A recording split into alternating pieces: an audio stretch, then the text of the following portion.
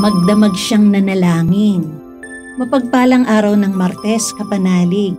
Ipinagdiriwang natin ang kapistahan ni San Pedro Claver.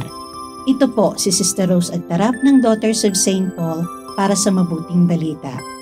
Pagnilayan na natin ang Ebanghelyo ngayon.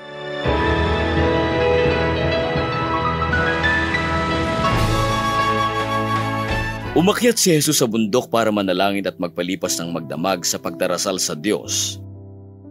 Nang nag-umaga na, tinawag niya ang kanyang mga alagad at pumili siya ng 12 sa kanila na tinawag niyang apostol. Si Simon na pinangalanan niyang Pedro, si Andres na kapatid nito, si Jaime, si Juan, si Felipe, si Bartolome, si Mateo, si Tomas, si Jaimeng anak ni Alfeo, si Simon na tinaguriang Selota, si Judas na kamag-anak ni Jaime, at si Judas Iscariote na naging tagapagkanulo. Pagkababa kasama nila, tumigil si Jesus sa isang patag na lugar.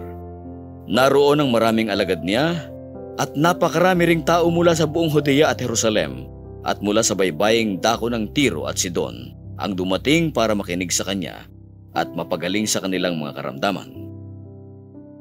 Gumaling din ang mga pinahihirapan ng masasamang espiritu, kaya't sinikap ng lahat ng tao na mahipo siya dahil may kapangyarihang lumalabas sa kanya na nagpapagaling sa lahat.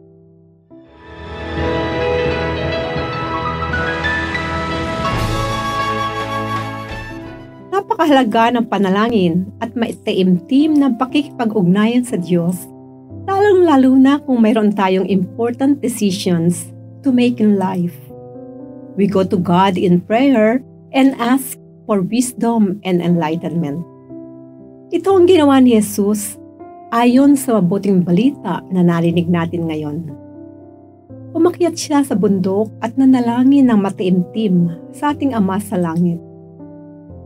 Kinakailangan niyang pumili ng mga alagad na makakasama niya sa pagpapahayag ng mabuting balita. Marahil ay pinresent niya sa Diyos Ama ang pangalan ng mga alagad na kanyang pinili. Di ba ganito dapat ang ating relationship with the Lord? Like a son or a daughter coming to a loving father, seeking advice and wisdom para makadecide tayo ng naaayon sa kanyang kagustuhan. We come to God in prayer and bring to Him all our concerns.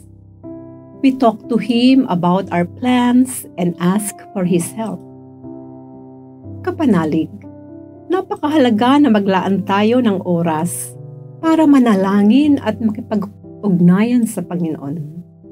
Tanging siya lamang ang makapagbibigay sa atin ng lakas upang maharap natin ng buong loob ang mga pagsubok na dumarating sa ating buhay. Siya ang bukal ng pag-asa na nagbibigay ng lakas sa panahong pinanghihinaan tayo ng loob. Katulad ng mga alagad na kanyang pinili, tayo rin ay tinawag niyang maging tagapagpahayag ng mabuting balita sa ating panahon ngayon. Naway manatili tayong tapat at malalim ang pag-ibig at pananampalataya sa Diyos na tumawag sa atin. Mga kapanalig, maraming salamat po sa inyong suporta sa aming misyon, lalong-lalo na sa mga donors at sponsors ng programang ito.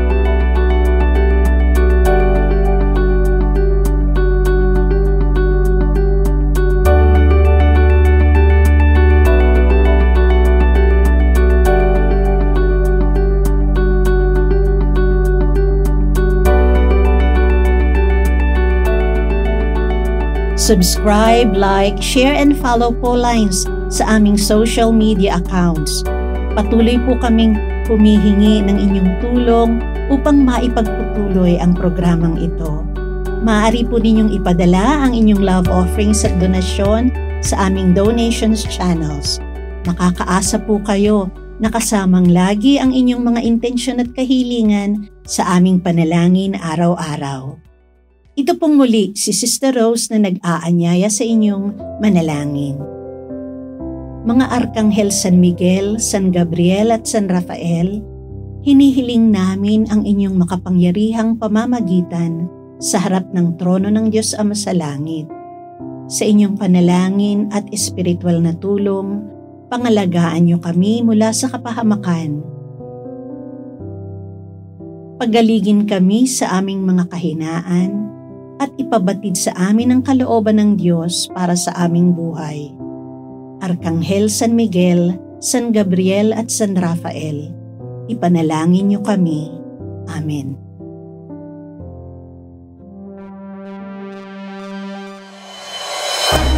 We are here to provide a new way of communicating and proclaiming the gospel.